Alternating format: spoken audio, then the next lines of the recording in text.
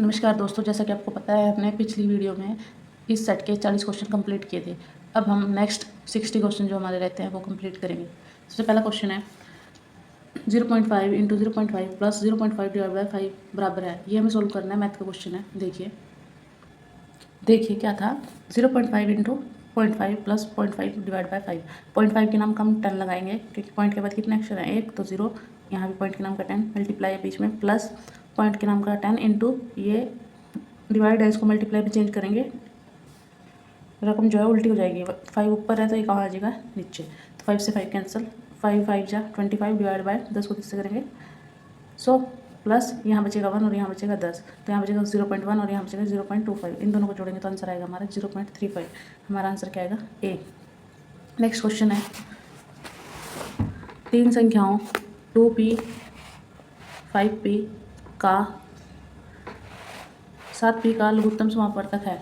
हमें एलसीएम निकालना है, तो हमें तीनों क्या करेंगे, मल्टीप्लाई। 2 को 5 से करेंगे 2 पंजे 10, 10 का 7 से करेंगे 70, और p की पावर कितने हैं 1 2 3, तो p की पावर कितनी हो जाएगी 3, क्योंकि इनकी सभी की पावर जब बेस सेम होते हैं तो पावर्स ऐड हो जाती हैं। सभी का बेस सेम है p, तो सभी की पावर क्या क्या 1 1 1, तो पावर्स ऐड होंगी 3 हो जाएगी। तो क्या आएगा आंसर 70p³। ये इसका एलसीएम आ गया। नेक्स्ट क्वेश्चन है, किसी राशि पर 3 सही 3/4% वार्षिक दर से 2 सही 1/3 वर्षों का साधारण ब्याज 210 रुपये है। हमें क्या निकालना है, मूलधन निकालना है। इसने पूछ रखा है किस राशि का, तो हमें क्या क्या दे रखा है, देखो क्या दे रखा है, पी हमें निकालना है मतलब प्रिंसिपल। रेट ऑफ इंटरेस्ट दे रखा है 3 से 3/4, मतलब इसको करेंगे सोल्व करेंगे, 4 3 12 और 3 15/4%। टाइम हमें दे रखा है 2 से 1/3 मतलब 7/3 वर्ष, और एस आई हमें दे रखा है साधारण ब्याज 210। तो हमें सिंपल पी निकालना है, मूलधन निकालना है। तो सिंपल हम एस आई का फॉर्मूला लगाएंगे, क्या है, S I is equal to P into R into T upon 100। जो चीज़ें हमें दे रखी है उनकी वैल्यूज हम रख देंगे और जो निकालना है उसको एक साइड करेंगे। देखो एस आई की वैल्यू है 210 गुना 100, ये 100 जो बटे में था ये आ गया इधर गुणा में, बराबर पी की वैल्यू हमें पता नहीं निकालनी है, गुणा आर की वैल्यू 15/4 गुणा टी की वैल्यू 7/3, 3 से 15 कटेगा 5 पे, 5 7 पंजे क्या होगा 35, या फिर यहाँ इधर डिवाइड में कर लेंगे इसको, ठीक है। ये मल्टीप्लाई में है ना, बराबर से इधर आएगा तो डिवाइड में आएगा। और क्या बचा है, 4 बच रहा है, 4 कहाँ जाएगा ऊपर, क्योंकि कहाँ था डिवाइड में, तो ये ऊपर जाएगा मल्टीप्लाई में। तो कटिंग करेंगे, 7 से कटेगा 210, 3000 पे कट गया, 5 से कटेगा ये 600 पे कट गया। यहाँ क्या बचा 4, क्योंकि ये तो कैंसिल हो गया था ना पहले, ये इधर कट गया था, तो 4 को 6 से करेंगे क्या आएगा 2400। तो मेरा मूलधन की वैल्यू क्या आ गई 2400। ऐसे में सोल्व करना है। नेक्स्ट क्वेश्चन है, यदि a तथा b दो भिन्न पूर्णांक है तो निम्न में से कौन सा गलत है। देखो अलग अलग पूर्णांक की बात कर रखी है। देखो a + b = 0 + a सही है, ये भी a - 0 बराबर a, 0 - a ये not equal to, a + b = b + a, a - b = b - a, तो ये हमारा क्या हो जाएगा, गलत हो जाएगा। तो इसका आंसर क्या होगा डी। नेक्स्ट क्वेश्चन है, एक संख्या को दो भागों में इस प्रकार विभाजित किया गया कि पहले भाग के 5 गुणा को दूसरे भाग के 11 गुणा में जोड़ने पर संख्या का 7 गुणा प्राप्त होता है। पहले भाग का दूसरे भाग से अनुपात बताना है हमें। तो सबसे पहले हमें संख्या माननी पड़ेगी कोई एक, देखिए मानते हैं हम। देखो पहली संख्या मैंने मान ली सी, ठीक है, पहला भाग मान लिया x, दूसरा भाग क्या होगा c - x। संख्या मैंने मानी c, पहला भाग x, दूसरा भाग c - x। फिर उसके बाद उसने क्या दिया है, पहले भाग के 5 गुणा को दूसरे भाग के 11 गुणा में जोड़ने पर, पहले भाग के 5 गुणा को मैंने 5 गुणा कर लिया पहले भाग को x से, प्लस उसके 11 गुणा में जोड़ने पर दूसरे भाग के 11 गुणा में, दूसरा भाग क्या था c - x, इसका 11 गुणा, इन दोनों को जोड़ दिया। अब मैंने क्या किया, इन दोनों भाग को जोड़ दिया, 5x + cx × 11, और ये किसके बराबर है, ये जोड़ने पर संख्या का 7 गुणा प्राप्त होता है। मतलब संख्या कितनी थी, c का 7 गुणा में प्राप्त होगा। तो ये कंडीशन हमने लगा ली जो हमें दी हुई है। तो इसको सोल्व करेंगे, 5x + 11 को अंदर गुणा करेंगे, 11 को c से करेंगे 11c - x से करेंगे 11x बराबर 7c। अब c वाले एक साइड, x वाले एक साइड, तो 11c यहीं रहा, 11x में से 5x गए, 6x बचा, उधर क्या था 7c, ये 6x उधर गया प्लस हो गया, ये इधर आया माइनस हो गया, तो क्या वैल्यू हुई 4c, 11 में 7 गए 4c बराबर 6x। अब x और c एक साइड और दूसरी वैल्यूज दूसरी साइड, तो c यहीं, x कहाँ आ गया डिवाइड में, और ये 4 कहाँ गया इधर के डिवाइड में। तो कटिंग करेंगे 3/2, तो c की वैल्यू कितनी आई 3 और x की वैल्यू कितनी आई 2।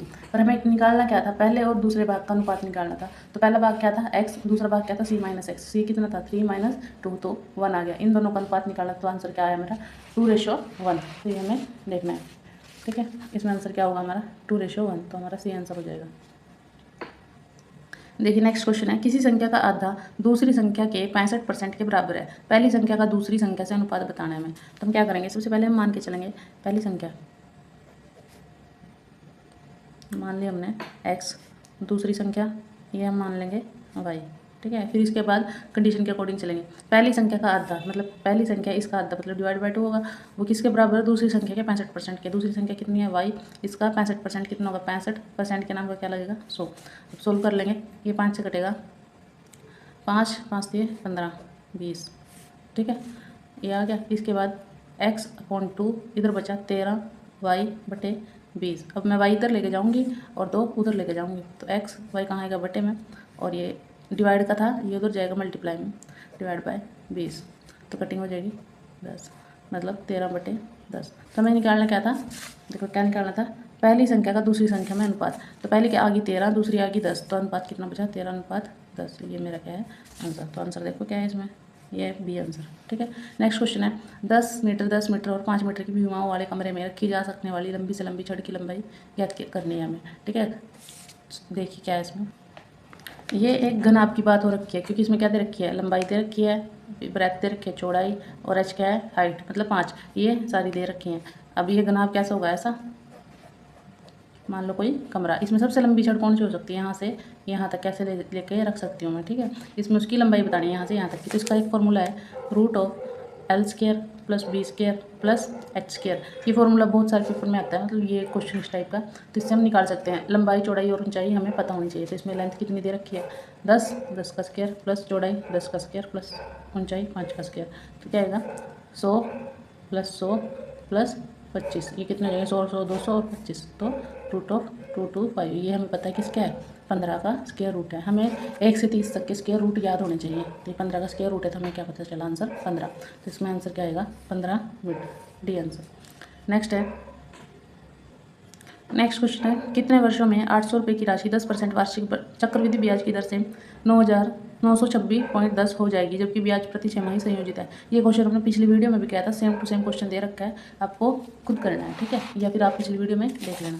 नेक्स्ट क्वेश्चन है, 20 लीटर दूध तथा पानी के मिश्रण में दूध तथा पानी का अनुपात 3:1 है। इस मिश्रण में कितना दूध और डाला जाए कि अनुपात 4:1 हो जाए। देखिए क्वेश्चन, देखिए हमें दे क्या रखा है, 20 लीटर दूध तथा पानी के मिश्रण में दूध और पानी का अनुपात 3:1 है। तो दिया गया है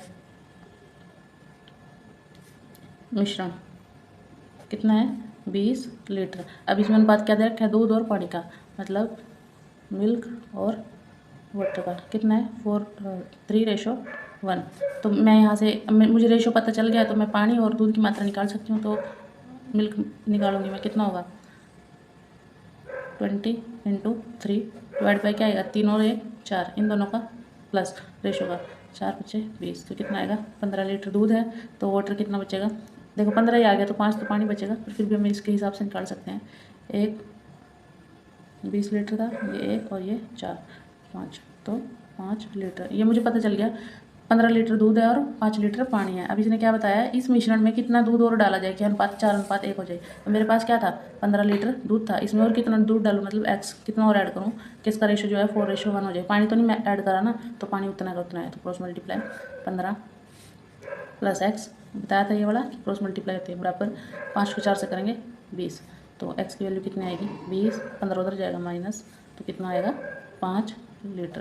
तो 5 लीटर दूध मुझे ऐड करना पड़ेगा, तो इसका रेशो जो है 4:1 हो जाएगा। तो इसका आंसर क्या आएगा ए। नेक्स्ट क्वेश्चन है 0.2 × 0.2 + 0.01 को सरल करने पर प्राप्त क्या होगा। तो क्वेश्चन क्या है 0.2 × 0.2 + 0.001 डिवाइड बाय 0.1 × 0.1 + 0.02।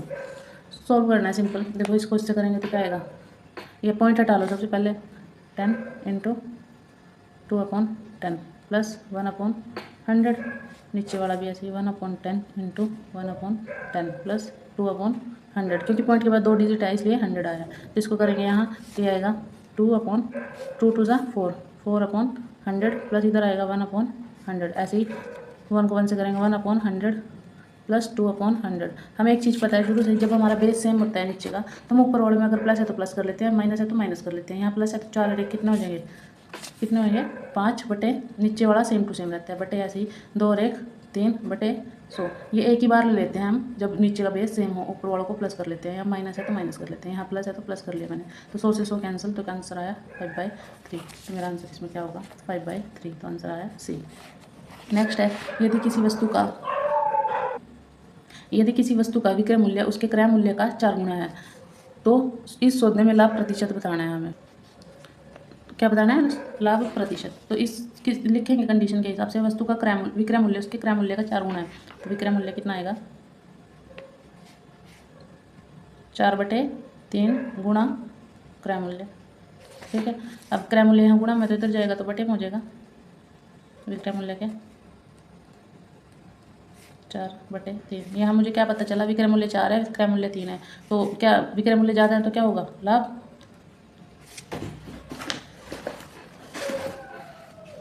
लाभ होगा। तो 4 में से 3 गए 1, कितने पे होगा 3 पे, क्योंकि नीचे क्या आएगा 3 क्रय मूल्य लेते हैं ना, मल्टीप्लाई 100, क्योंकि मुझे क्या निकालना है परसेंटेज, तो कर लेंगे 100 को किससे 3 से डिवाइड। देख लो आंसर क्या आ रहा है 33 × 1/3। तो आंसर मेरा क्या आएगा 33 × 1/3%। ये डिवाइड कर लेना तो आंसर आ जाएगा। मेरा आंसर क्या है बी। नेक्स्ट क्वेश्चन है, देख लेना शुरू से देख लो दोबारा। विक्रय मूल्य कितना था क्रय मूल्य का 4/3 गुणा, 4/3 गुणा क्रय मूल्य। क्रय मूल्य को मैं लेके गई डिवाइड में, यहाँ क्या बचा 4/3, विक्रय मूल्य 4 आ गया, क्रय मूल्य 3 आ गया। अब यहाँ से सीधा दिख रहा है विक्रय मूल्य ज़्यादा है तो क्या होगा लाभ। अगर विक्रय मूल्य कम होता क्रय मूल्य से तो हानि होती। तो मुझे लाभ दिख रहा है तो लाभ परसेंटेज निकालना है। तो लाभ परसेंट का फॉर्मूला क्या होता है, लाभ कितने का है 1 का, तो 1 बटे क्रय मूल्य गुणा 100। क्रय मूल्य मेरे पास 3 था, 100 को 1 से करेंगे 100/3, तो आंसर आ गया 33 × 1/3%। नेक्स्ट क्वेश्चन है, एक कार्य का 1/4 भाग 10 दिन में कर सकता है, बी उसी कार्य का 40% भाग करने में 20 दिन लगाता है, जबकि सी उस कार्य के 1/3 भाग 13 दिन में कर सकता है। तीनों ने कौन उस पूरे कार्य को सबसे कम समय में कर सकते हैं, हमें तीनों का निकालना है। ठीक है, देखिए कंडीशन क्या दे रखी है, एक कार्य का 1/4 भाग 10 दिन में कर सकता है, तो मैं लिखूंगी एक कितना कर सकता है 1/4 भाग 10 दिन में। तो एक भाग कितने में करेगा वो 10, ये गुणा कहाँ होगा गुणा हो जाएगा, मतलब 40 दिन में। ठीक है, मुझे ए का पता चल गया। फिर है बी उसी कार्य का 40% भाग, बी 40% भाग कर रहा है कितने दिन में 20 दिन में, 20 दिन। तो ये 40% है, तो एक पूरा इसको डिवाइड करें अगर मैं 40%, 40 को 40/% हटा लिया 100, मतलब 40/100 भाग कर रहा है वो 20 दिन में। तो मुझे तो पूरा एक भाग बताना है कि एक भाग कितने में कर रहा है, तो एक भाग निकालूंगी मैं। ये 100 कहाँ जाएगा मल्टीप्लाई में, और 40 कहाँ जाएगा बटे में, तो कट जाएगा 0, 5 पे 5 दूनी ऐसे कटेगा 20, 2 और ये इस पे कटेगा 50, तो ये 50 दिन में करेगा। ठीक है, मुझे ए का पता चल गया 40 दिन में, बी कर रहा है 50 दिन में। अब मुझे सी का निकालना है। सी उस कार्य का 1/3 भाग कर रहा है, 1/3 भाग कितने में 13 दिन में। तो एक भाग वो कितने में करेगा 13 में, 13 3 39 दिन।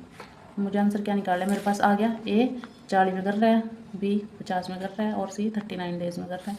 आंसर क्या निकालना था, तीनों में से कौन उस पूरे कार्य को सबसे कम समय में कर सकता है। देखो तीनों में से सबसे कम कौन है सी, तो मेरा आंसर क्या आएगा सी। उसके बाद है यदि a + b ratio b + c ratio c + a इतना है तो a + b + c 14 है, तो c का मान निकालना है। तो क्या है लिखेंगे हम,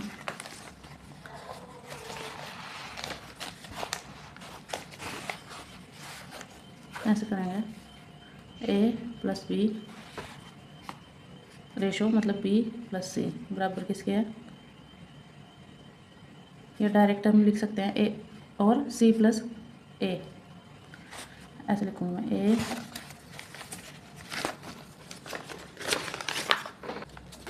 शुरू से देखिए क्या था, a + b ratio b + c ratio c + a कितना दे रखा है 6, 7 और 8। और दूसरी कंडीशन मुझे क्या दे रखी है a + b + c कितना है 14। अगर मैं इसको 2 से मल्टीप्लाई कर लूँ दोनों साइड, सोल्व करके देखते हैं इसको, तो इनको करूँगी तो मैं इनको खोल लूँगी, इसको ये आएगा, इसको मैं लिख सकती हूँ a + b + b + c + c + a।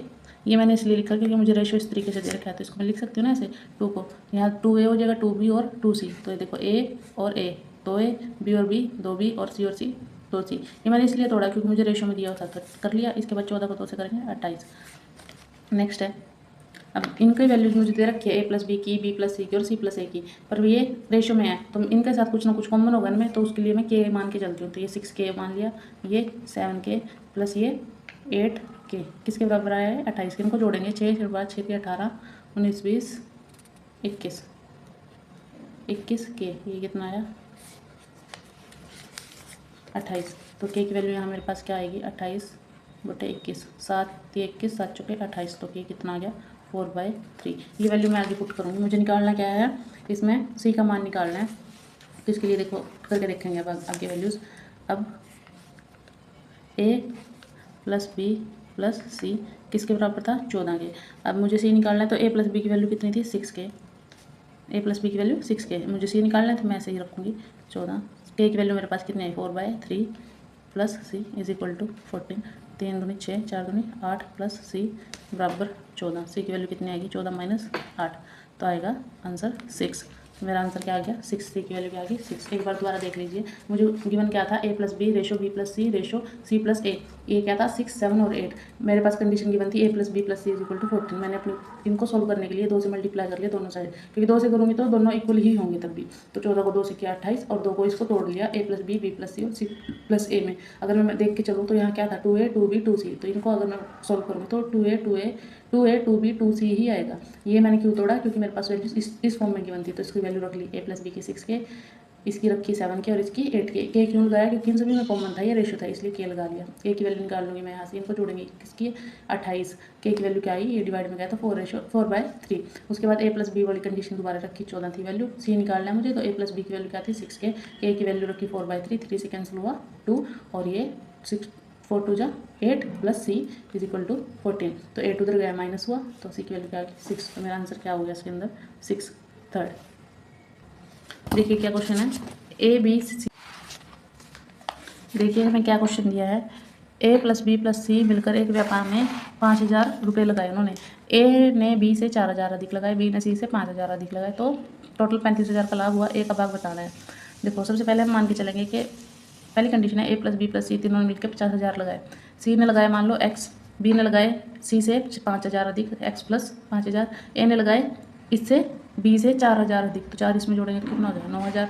अब इनको हम वैल्यू निकालेंगे, तीनों को जोड़ेंगे कितना आया 3x और इनको जोड़ेंगे 14 उधर माइनस हुआ तो कितना बचा 36, x की वैल्यू कितनी आएगी ये डिवाइड में जाएगा 12000। अब मेरे पास यहाँ वैल्यू रख सकती हूँ, c का मान आया 12000, 5 जोड़ेंगे तो 17000 b का और एक आया 21000। अब मुझे निकालना है a का भाग निकालना है 35000 में से कितना आएगा। अब मैं इनका रेशो लेकर चलूँगी तो क्या आएगा a b और c, ऐसे a b और c का रेशो क्या है ये, तो 35000 में से बताना है भाग कितना, a का एक कितना रेशो आया 21 बटे इन तीनों का सम, जो ये 3 दे रखे हैं इनका रेशो आया था वो सम जोड़ेंगे तो 50 कैंसिल आउट हो गए, 21 गुना 700 बचेगा, तो 14700 मेरा a का भाग है। कितना पैसा किसको मिलेगा a को, याद रखना।